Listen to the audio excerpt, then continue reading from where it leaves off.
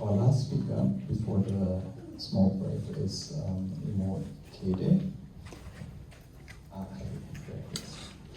He's founder of HUBTALKS solution, business mentor and instructor, project manager and YouTuber.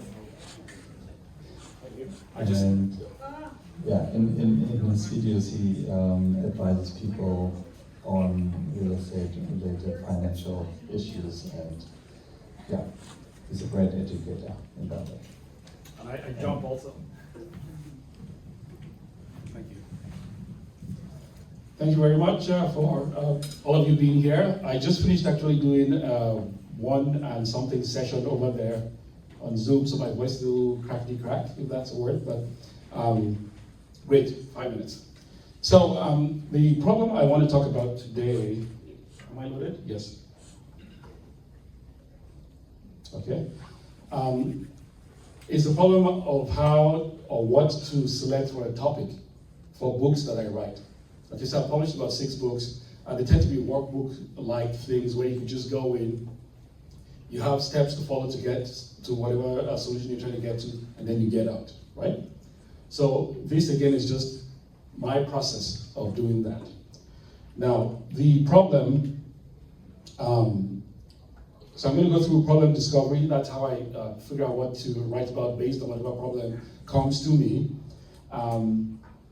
The framework is to solve the problem, what kind of research I do to figure out what topic to write about, and also show some of the solutions for that, okay?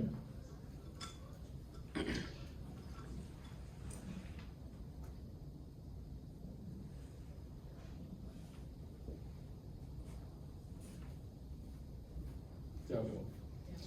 There's a clicker there too, you know, if you want it. Oh, okay, I'll use that. Okay, let's see. Good.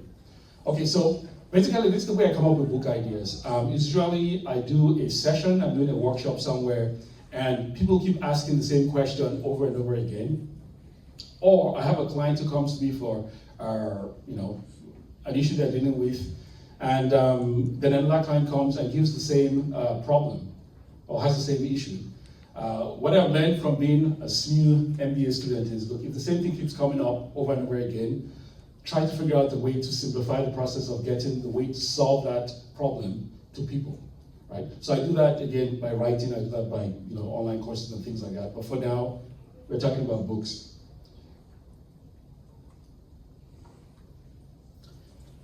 I try to frame the problem to figure out, is it something that affects this certain group of people or this certain types of businesses, so I know how to create a scope for the book that I want to write. Right? Research is going through some of my own experiences in business, looking at what's been done out there. It could be a couple of weeks trying to figure out exactly what is if there are any case studies on a quick way to solve the problem. I do this to make sure that in the end, whatever I come up with would help the customer, the client, solve whatever problems they have. Now, keep in mind, I'm one of those who doesn't believe in a 300-page book to solve a problem you can do in 10 pages, right? So most of the books I write are actually under 40 pages. And in fact, I'll say 80% of them are under 15 pages long, right?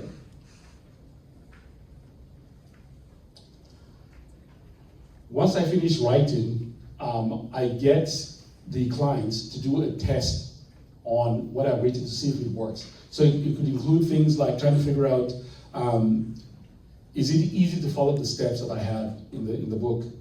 Or do I need to tweak things? So I'll send it to them, they'll make, or give me whatever recommendations, I make the changes, and then I come back, and then, plan, act, do, or whatever that, I know we did that in the MBA, but that's been a while now. But that process, right?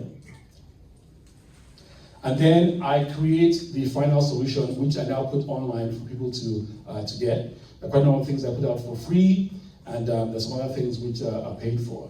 So for example, the result of coming to these books, which I'm going to talk about, and I'll go quickly to try to explain the process and how that works to get into that.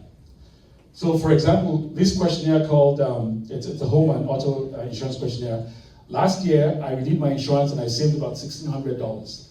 And I figured out the hardest thing was answering all the questions that I had to give to the insurance companies to give me quotes.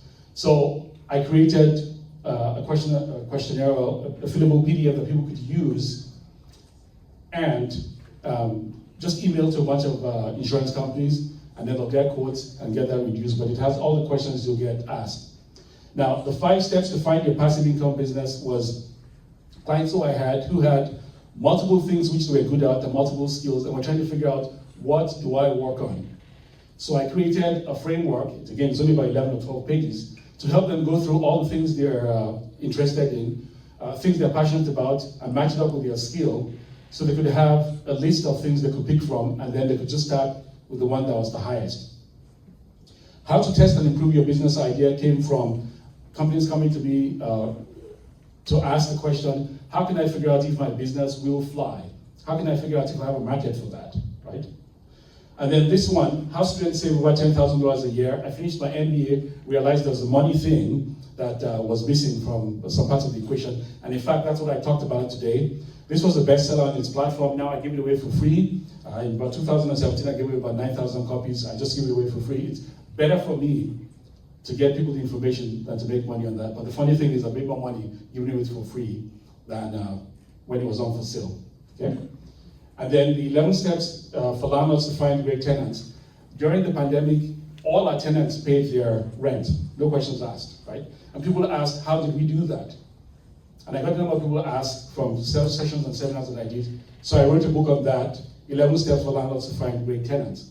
So my thing is, there's a problem, it comes up a lot of times, I write something to help solve it, and then I push it out. Thank you.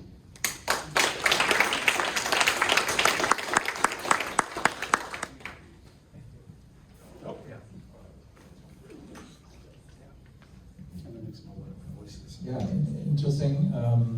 The business of writing books. I never thought about this.